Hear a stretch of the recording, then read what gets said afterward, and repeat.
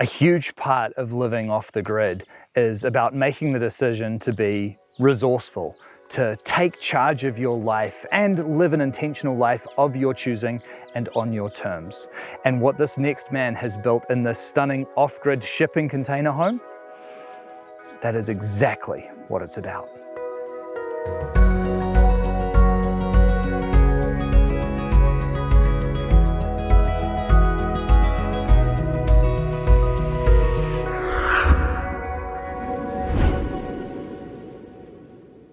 G'day Grant, it's good to see you, mate. Yeah, no, all good, mate. Yeah, nice for you to come. This is one heck of a place you got here, mate. This is pretty crazy what you've built here. It's just different, you know? It really is. Yeah, so you're sort of living outside, but you got everything growing around you and somewhere to cook. That's cool. Yeah, and this home is made out of how many shipping containers? The house is 2 containers and the shed's 2 containers. So it's not perfect, but it's close, you know? Brilliant, and 40 footers? Yep. So there's heaps of room, but 30 square metres and 30 square metres. And can you tell me the story of how you came to be on this land and how all of this came to be?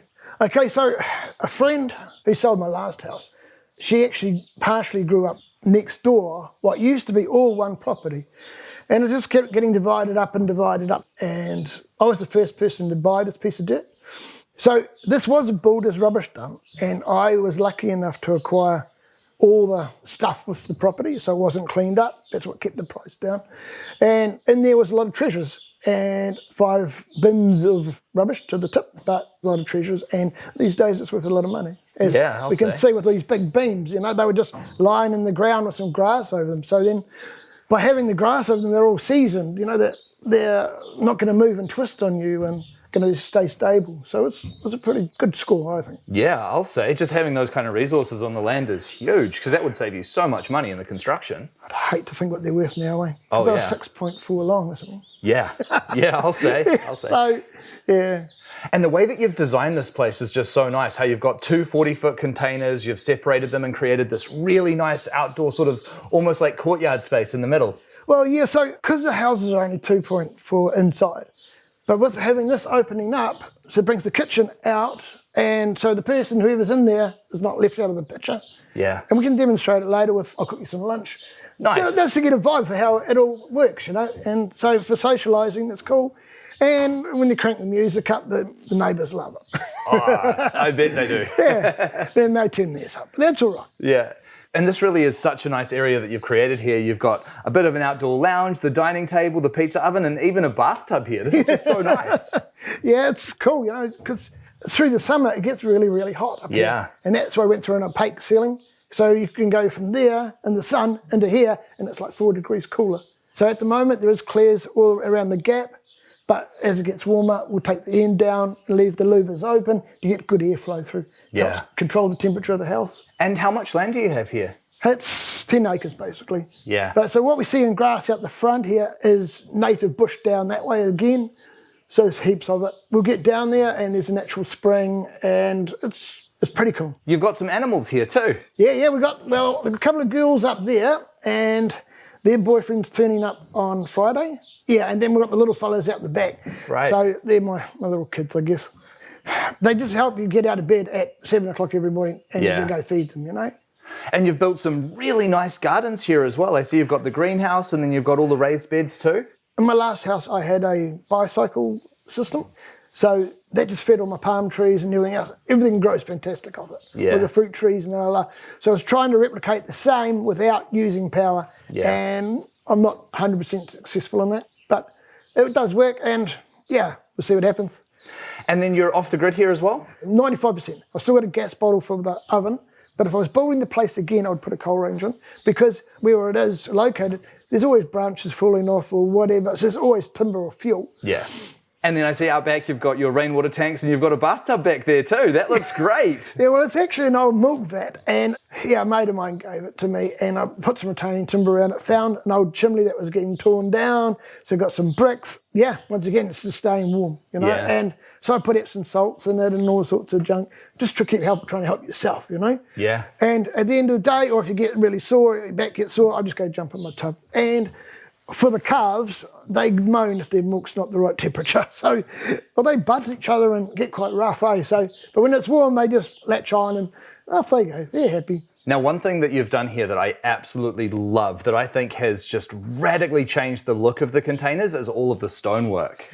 Yeah, well, I love stones, and I did spend a bit of time in France where everything is basically built out of stones. Yeah. It's a little bit labour intensive and it takes time, but it blends in, for the minute you come down the driveway, everything just looks natural. Yeah. And I think that's pretty important these days, Yeah, because one of the big challenges, I think, to working with shipping containers is that they do just look so industrial. And by adding elements like the timber and the stone, it goes such a long way to really kind of making them look more just elemental and like they really belong here. Yeah, we tried to keep it looking as good as we could. It just blends in, Yeah, for sure.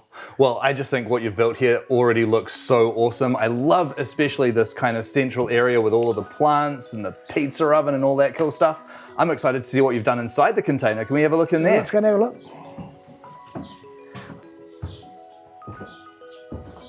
This is just such an interesting design. And one of the things that I love about the way that you've done all this is how the interior of this container still feels so connected to the outdoors. Well, the idea was with the pizza oven, it's just to be sociable, and so no one was left out. And the design of this place is simple, but you have absolutely everything you need in here. You've got the lounge down the end there with the leather sofa and the telly. Yeah, well, it only just fitted. You can see there's only about like 30 mil. If the couch was any bigger, it just would not fit. But see, the TV's 12 volt, it's a DVD player. It does the job. Yeah. And the galley style kitchen design's really good as well. You've got heaps of room to work in here. I bought it off Trade Me, and it was like a $400 or $500 reserve. But because we measured it all out and just decided it was the right thing to do, and the prices kept going up and up and up. But I liked the colour and it was going to work perfectly. I just had to have it. So yeah, it got quite expensive in the end. But never mind. What did it get to? Just 2.2, I think. Oh, that's still not bad for a kitchen though, is it? Well, it's in good condition, Yeah. It works well. Yeah, absolutely. Yeah. And there is something really interesting going on under the toe kick here. What's this? So my dad is a refrigeration engineer, and he had these tubes under his bench for like 30 odd years. So he said use them somehow. So what we're doing is we're circulating the water from the hot tub through here, and there it's 2.4 metres long. It's just free energy again, and as long as everyone stays warm and in the winter, it's all about for me, Yeah, what a clever idea. Because heating and cooling, especially being off the grid, those are two really energy intensive things. So if you can have passive systems doing that for you, it makes so much sense. Yeah, well, you got to think about it, and coming from a marine background, it makes you think in a slightly different way. We've got wind generation, we've got solar generation, we've got diesel generation. We've got every base covered, really. Yeah. And another thing I noticed in here is the flooring. This is some serious timber you got down. We had a few people come and look at it, and one lady, friend of mine, she says, why don't you just clean up what's there? So I got a big pad sander out and I sanded it, put a light stain on it, just to even it up, a few coats of clear on it, and it looks the part, Oh, so this is the original container floor? Really? Yeah. So it looks so good. Yeah. It's just about using your nut a little bit, and just trying to be conservative a little bit, and a little bit of elbow grease as well. Yeah. And then you've got the really nice sliding barn door there, and beyond that is a spare bedroom, isn't it? That's not your bedroom, that's a spare room. Yeah, well, because this is a kitchen, for basic safety, you've got to have two ways in and out. Right. For council, and just logical, Yeah. If something does go wrong, you've got to be able to get out. So, yeah, two doors, and that leads out and around the back onto the hot tub and a spare bedroom. So it's good, works. It sure does. And your bedroom and bathroom are actually in the other container. Can we take a look at that? Let's go and have a look. All right. Again, this is a really cool design. Immediately walking in here, the very first thing I see is the fireplace there. That is really neat. Yeah, well, as you can see, there is a little bit of wine there beside it, and that's how I like to finish my day. It's nice atmosphere, keeps the house warm. So after an hour in the middle of winter, we're up to 26 degrees in here. Wow. Because of the insulation, that's how you sleep all night. So it's just a nice way to end your day. It sure is. There is nothing cozier, I think, than lying in bed with the gentle glow of a fire, eh? Yeah, but it's just at home. It doesn't matter how small it is or whatever. It's just a nice way to end your day, or smooth your brain out or something. I get you. I get you. And you've got the desk here as well? Yeah, well, sometimes you have to do a little bit of stuff like that, and I hate paperwork, but then you've got a nice view, and you can hear the river, and it's just a pleasant way to be. It sure is. A view definitely makes the paperwork a little bit easier to get through, doesn't it? And then you've got a huge sort of changing area wardrobe there as well. Talk to me about that design. Well, there was somebody here when I first started the project, and so his and her wardrobe is quite important. It saves a lot less arguments. So who gets what? But you could change it to another bedroom if you wanted to. Yeah. But a decent wardrobe, ladies like that. They sure do. They sure do. And some modern men too. And down the very end there, we've got a bathroom. Can we take a look at that? Yeah, it's rather large as well, so we can all fit. So let's go have a look. Let's do it. Cool. We have a very spacious bathroom here and beautiful stone and tile work. Yeah, just trying to carry on the same rustic sort of vibe. Yeah, keep it simple. It can be nice and simple. Yeah. I do like the way that you have kept everything here really rustic. I mean, it definitely, I think, works with your personality too. You have worn your gumboots throughout this entire tour. Yeah, but it's just keeping it real. I worked in the super yacht industry where everything had to be perfect, and people were who they were involved in super yachts. Well, it's fine. That's what I used to do. But it's not a home. It's not real. If you get a scratch on something, it doesn't matter, Yeah. It's a nice way to live. Yeah. Less stress. Stress will kill you. Stress will kill you. You are absolutely right about that. One thing that I really like that you've done in the shower is the addition of that window. Being able to shower and look out onto the view must be really nice. Oh, it's just that you're living in the country, and the view's like a photo on the wall, isn't it? Yeah. And it changes with the day, or you can look out and say it's going to rain, I better hurry up. So the shower is a little bit different. You've only got one tap. It's an industrial looking thing as well. But the temperature gauge is over there on the wall, so you've got to look at the number. I like it at about 43, 44 degrees. Yep. And yeah, it's not perfect, but it's idiot proof or whatever. It's rustic. You just turn it on, the water comes out and it's warm.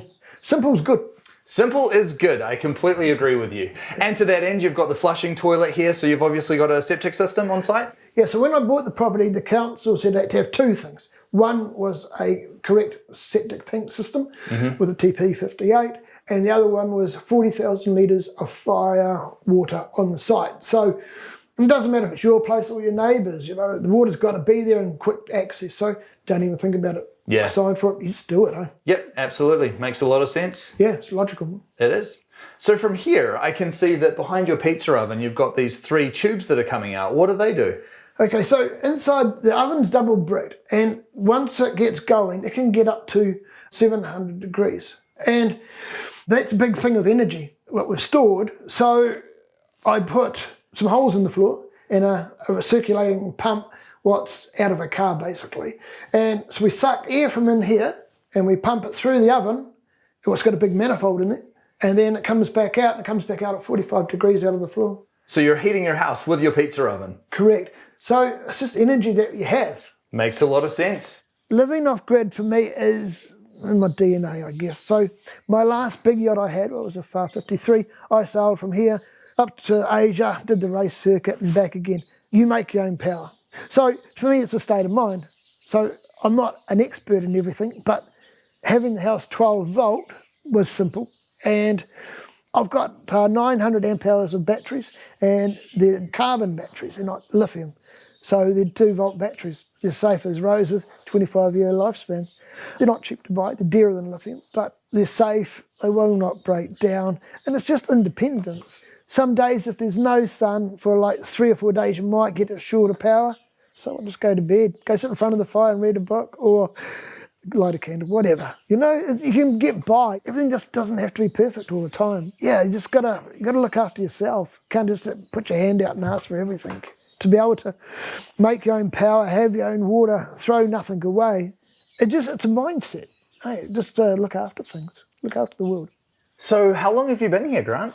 Well, at Christmas time will be 4 years. Right. And you did a lot of the construction work here yourself. Can you talk to me about what building this place was like?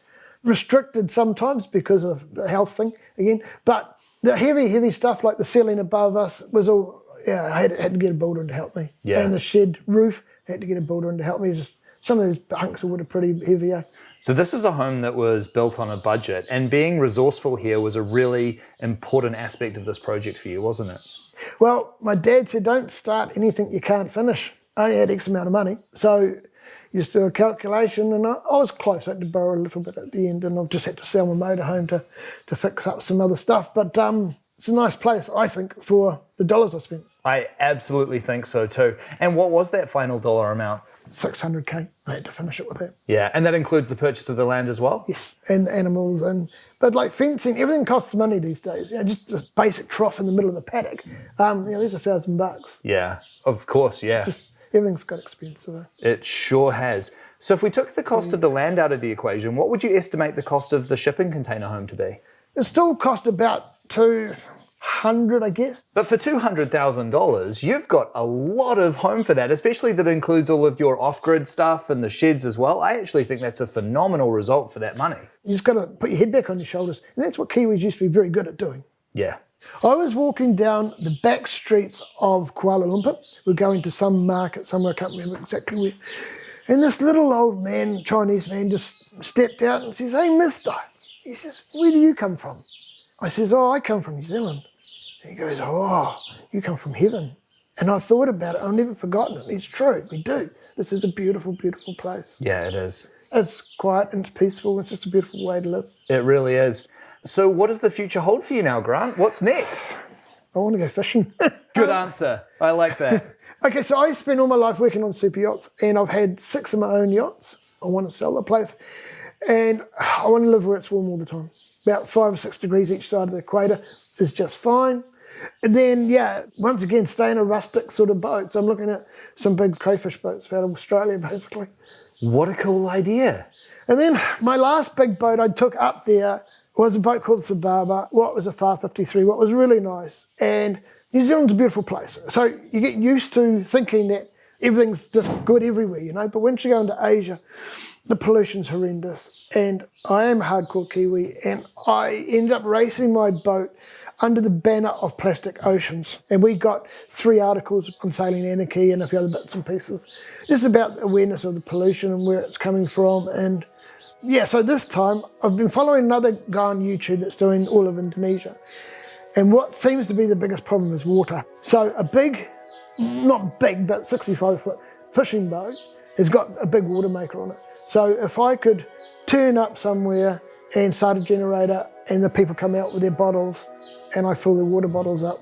I love that idea. So in a few years' time, we might be able to revisit you on a beautiful subtropical ocean somewhere on your rustic boat. I really hope that happens, mate. Well, it is a dream, and not everyone has water, and these guys are just trying to catch fish and live simply and be able to, go to some pretty cool places and, let's just go try something. Absolutely. Well, I just think this is such a special place you've created here. This is rustic design and Kiwi ingenuity at its absolute best. Thank you so much for sharing your home with me. It's cool to show it off. It's open up some ideas for other people. I hope so. Yeah. I'm sure it will. Grant says that living off the grid is in his DNA. And here I can absolutely see that's true. This is a place that's all about resilience, resourcefulness, and ingenuity. He has brought so much of his vision to life in this home, and, well, he just fits here.